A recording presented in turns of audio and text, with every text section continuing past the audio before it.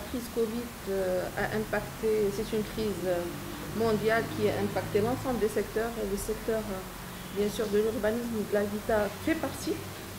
Les indicateurs sont aujourd'hui des indicateurs qui montrent en fait que l'impact de la crise était très très fortement ressenti par le secteur, sachant pertinemment que c'est un secteur qui mobilise plus de 1 million de main-d'œuvre déjà. C'est un secteur qui participe à l'économie à hauteur de 6% du PIB. Et si on considère tous les secteurs qui sont en lien avec le secteur de l'habitat, ça peut aller jusqu'à 12%. C'est un secteur qui a aussi un très grand potentiel d'entraînement sur l'ensemble des unités ou du secteur industriel. On dit que le secteur va de la carrière à la chaumière, donc vous voyez que ça commence à partir des matériaux de construction jusqu'au jardinier qui fait le jardin du lotissement ou du projet immobilier. La crise, oui, la crise a impacté ce secteur de façon très très forte à partir du moment où la mobilité était en arrêt. Donc je peux dire qu'il y avait un arrêt total quasiment des chantiers, notamment les chantiers de l'immobilier. Il y avait aussi un arrêt de la production en fait du logement. Il y avait aussi une chute dans la production du ciment qui était estimée aux alentours de moins 70%. Il y avait aussi une chute des crédits immobiliers qui était pour le Fogarim à moins 47% et pour le Fogaloge moins 25%. Et comme vous savez, l'écosystème est très complexe, très transversal, et donc il y avait l'arrêt des architectes, des topographes, des bureaux d'études, en fait de tout l'écosystème, quoi. Et je dirais que cet arrêt n'était pas un arrêt total. On a voulu garder en fait l'activité en marche, et on est resté à hauteur de 30% de l'activité, a été sauvegardé par un certain nombre de mesures et aussi par un engagement solidaire de la part de tout l'écosystème. Alhamdoulilah, cette mise en veille, si j'ose dire, de l'écosystème et le fait de sauvegarder l'activité à hauteur de 30% nous a permis de s'inscrire directement dans la relance qu'on est en train de vivre aujourd'hui.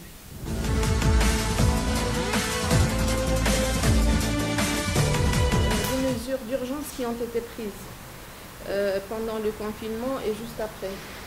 Je pense que les mesures qui étaient prises, déjà Sa Majesté le roi Fidji l'assiste a donné un signal fort et des orientations pour déjà sauvegarder la santé des citoyens. Il y avait aussi un signal fort pour sauvegarder l'entreprise et surtout pour venir en aide aux personnes qui ont perdu leur emploi. Ça, c'est des orientations qui étaient déclinées en des mesures concrètes par le gouvernement. Et en ce qui concerne le secteur, déjà, on a veillé à ce que les mesures de sécurité soient entreprises aussi bien au niveau de l'administration que sur les chantiers, à travers la mise en place d'un guide qui décline un petit peu toutes les mesures à entreprendre sur les chantiers. On avait aussi travaillé d'arrache-pied avec l'écosystème pour lancer 2 chartes de solidarité. La première charte était signée par l'ensemble de l'écosystème pour s'engager sur le maintien des postes d'emploi dans la mesure du possible, et ça a été fait, alhamdoulilah. Aujourd'hui, je pense que le secteur qui a perdu le moins d'emplois, en tout cas d'après les statistiques qui sont publiées par le HCP, le secteur a perdu dans la promotion immobilière 1000 emplois. Aussi, il y avait des mesures entreprises en termes je dirais, dans la phase d'urgence, de sauvegarde du service public, pour qu'on profite pendant ce confinement et on traite le maximum de dossiers qu'on pouvait traiter. notamment les dossiers de demande d'autorisation. Et donc, ça nous a permis aussi d'aller dans la dématérialisation de tous les services au niveau des agences urbaines, parce qu'on est passé en fait entre le mois de mars et le mois d'août de 50% à peu près des services dématérialisés à 98% au niveau de toutes les agences urbaines. Aujourd'hui, on a un service qui arrive aux citoyens jusqu'à chez lui. Il n'a pas besoin de venir demander un service au niveau des agences urbaines. On a dématérialisé aussi toutes les conventions, notamment les conventions concernant les logements. Et on a dématérialisé aussi les réunions concernant les plans d'aménagement, tout document de planification. On peut, à travers les conférences ou les réunions dématérialisées, on a pu avancer sur ces réunions. Ensuite, dans cette phase d'urgence aussi, on a cherché en fait à activer ou à dynamiser le chantier de construction. Et on a voulu aussi trouver des solutions à un certain nombre de problématiques qui faisaient que l'arrêt, que cet investissement pourrait être impacté encore plus par la crise, vu un certain nombre de contraintes. Je m'explique. C'était une occasion de traiter tous les dossiers qui étaient en souffrance. Donc on a traité au niveau des agences urbaines, bien sûr, avec l'aide des autorités locales et avec l'aide du ministère de l'Intérieur, on a pu traiter à ce jour plus de 5000 dossiers en souffrance concernant les grands projets. Et ces dossiers en souffrance, on a donné l'avis favorable à pratiquement 50% de ces dossiers, soit un investissement d'environ 11 milliards de dirhams qui a été, je dirais, autorisé, et c'est plus de 40 000 postes d'emploi. Aussi, il y avait des petits problèmes concernant les lotissements qui risquaient de perdre leur autorisation au bout de 3 années.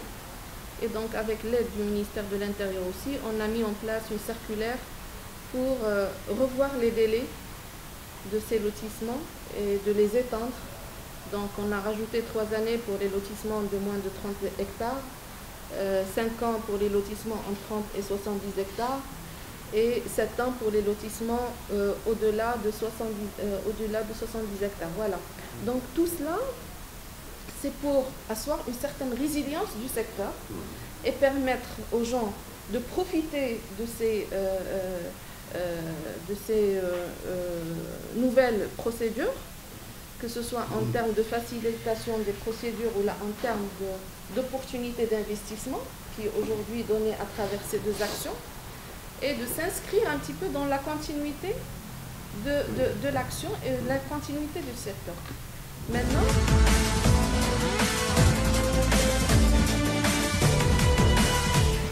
mais avant de parler en fait de la relance, il vaut la peine de voir un petit peu l'impact de ces mesures d'urgence.